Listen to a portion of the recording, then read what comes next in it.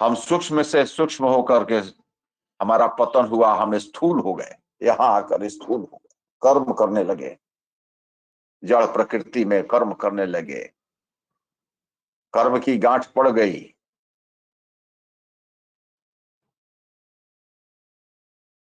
अब इसे खोलने के अब विज्ञान स्वामी जी ने क्या बताया, कितना साफ साफ स्पष्ट सिद्धांत बताया कि इस संसार में जो हमारी इंद्रियां हैं, जो कार्य करने की इंद्रियां हैं, कर्म इंद्रियां हैं, ज्ञान इंद्रियां हैं, अंतःकरण है, ये सब को एक ही चला रहा है। हमारी आत्मा की शक्ति लेकर सारे सक्रिय हैं। और सबसे बड़ा शत्रु, एक बहुत बड़ा शत्रु का विज्ञान स्वामी जी ने बताया। स्वामी जी ने क्या कहा उस विज्ञान के बारे में, कि हमारे पास एक सबसे बड़ा परम शत्रु मन है। और सचमुच बंधु, अब तो वह क्षमता स्वामी जी ने जरूर दिया है कि इसका विश्लेषण ही नहीं करें, इसका अनुभव भी होता है। मन क्या वस्तु है, मन कितना तीव्र गति से कैसे हमें संसार में फंसा लेता है। यदि सदगुरु प्रभु की कृपा नहीं हो तो सचमुच में इसके वेग को रोक पाना बड़ा मुश्किल काम है। अर्जुन योगेश्वर कृष्ण से बार बार यही कहता था, मन को कैसे रोका जा सकता है, मन इतना बलवान है। स्वामी जी ने युक्ति बता दिया, मन के विज्ञान को बता दिया। मन के विज्ञान को कहां किसी ने बताया है। हम लोग तो बहुत अध्ययन किए, संतों के पास सेवा किए, संसार घूमे फिरे देखे, लेकिन इतना सूक्ष्म ज्ञान स्वामी जी ने बता दिया कि यह पैदा कहां से होता है, यह रहता कहां है, और यह लय कैसे कर जाएगा अपने कारण में।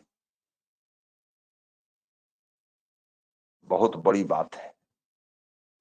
निहि अक्षर से अक्षर, निहि अक्षर से अक्षर, अक्षर से मन हो, अक्षर से मन उपजे, मन में सृष्टि समोय। यही माया भी है।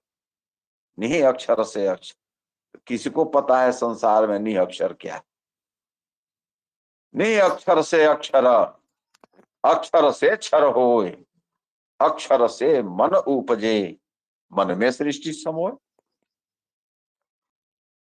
सरल भाषा में विहंगम योग के पथिकों को यह ज्ञात है कि निह अक्षर किसको कहते हैं, अक्षर किसको कहते हैं। और साफ साफ कह दिया,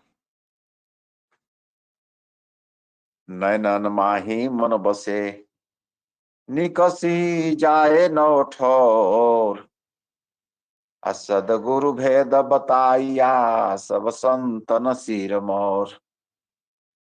सदगुरु प्रभु ने भेद बताया, रहस्य बताया। क्या बताया? मन आंखों के सामने रहता है, जागृत अवस्था में आंखों के सामने रहता है। और जब तक मन हमारे पास है, किसी भी प्रकार की पूजा पाठ संभव नहीं। किसी भी प्रकार का पूजा पाठ, कर्म होगा, सुकर्म है, अच्छा कर्म है, करना चाहिए, कर रहे हैं लोग, हम भी करते हैं। यज्ञ आदि हवन आदि सब शुभ कर्म है।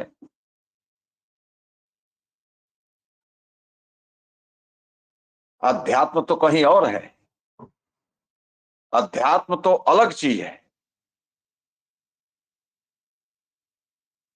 इंद्रियों के द्वारा जो कुछ भी होता है कर्म होता है, इसमें अब संशय कहाँ है। इस ज्ञान में स्वामी जी ने जितना स्पष्ट बता दिया, उसमें संशय है कहाँ। साफ साफ पता चलता है कि कर्म क्या है।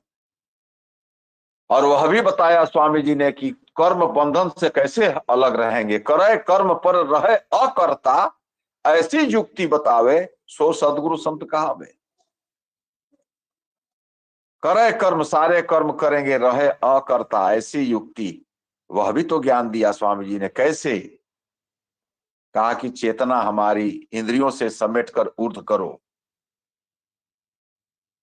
ऊर्ध्व करने के लिए सबसे पहले उसका जो वाहक है, कंडक्टर है, जो संचालित करता है, उसको रोको। मन को रोको। मन को रोकने का विधान। अब मन को जो जीत लिया वह संसार जीत लिया। यह इतना तो सब लोग कहते हैं। साधारण साधु महात्मा भी कहते हैं कि मन बड़ा मुश्किल है। मन बड़े बड़े लोगों को गिरा देता है। देख रहे हैं कि कितने लोग साधु का चोला पहनकर जेल में है। मन तो इतना जल्दी जबरदस्त पटकता है कि मन और मक्खी दोनों की एक ही गति लखाए, क्षण मोहन भोग पर, क्षण विष्टा पर जाए। कितना मन का बखान, कितना मन का किया जाए। सबका निचोड़ स्वामी जी ने कहा कि मन को रोको। अब मन को रोको, बलपूर्वक नहीं रोक सकते हो उसको, युक्ति से रोको। गुरु विधान से, सदगुरु की युक्ति, सदगुरु की कृपा, सदगुरु की शक्ति, इसमें सब कार्य करेगा तब मन रुकता है।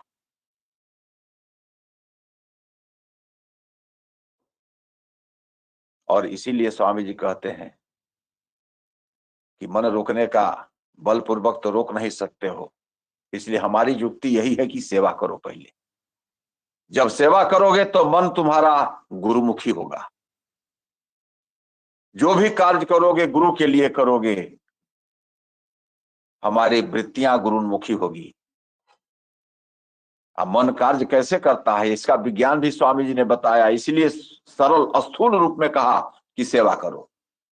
अन्यथा चित्त के अंदर उठने वाली उर्मियां जो हैं, उसी को पकड़ता है मन और उसको विशाल रूप दे देता है, कार्य रूप दे देता है। यही विज्ञान। चित्त को चंचल करने वाला भी मन ही है। इसलिए स्वामी जी ने क्या कहा, चक्षु के चेतन करण को एक में लेहु मिलाए, ऊर्ध्व भूमि को चढ़ सको, अन्य न कोई उपाय। यहीं पर मन को रोकना है।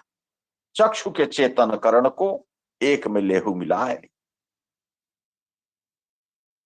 बड़े बड़े जोगी यहीं से, यही प्रवेश द्वार है, यही अध्यात्म का प्रथम द्वार है। और यहीं पर कहते हैं स्वामी जी, इसको इतना पुख्ता कर लो, इतना तगड़ा कर लो, इतना बलवान कर लो कि पंचहिती जोगा नाम जो 5 महल तैयार होगा, उसका आधार नींव मजबूत हो। अन्यथा बड़े बड़े लोग चढ़ करके भी उनका पतन हो जाता है, गिर जाते हैं। क्यों?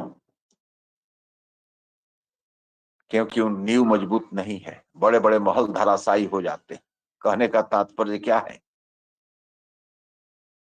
बड़ बड़ चढ़ करके भी, बड़े बड़े चढ़ करके भी उनका पतन हो जाता है। इसलिए स्वामी जी कहते हैं कि इतना मजबूत कर लो। अपने मंच से कहते हैं कि मैंने 3 वर्ष साधना किया।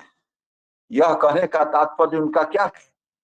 हमारे लिए कहते हैं, अपने शिष्यों के लिए कहते हैं, अपने भक्तों के लिए कहते हैं, उन्हें सतर्क करते हैं, चेताते हैं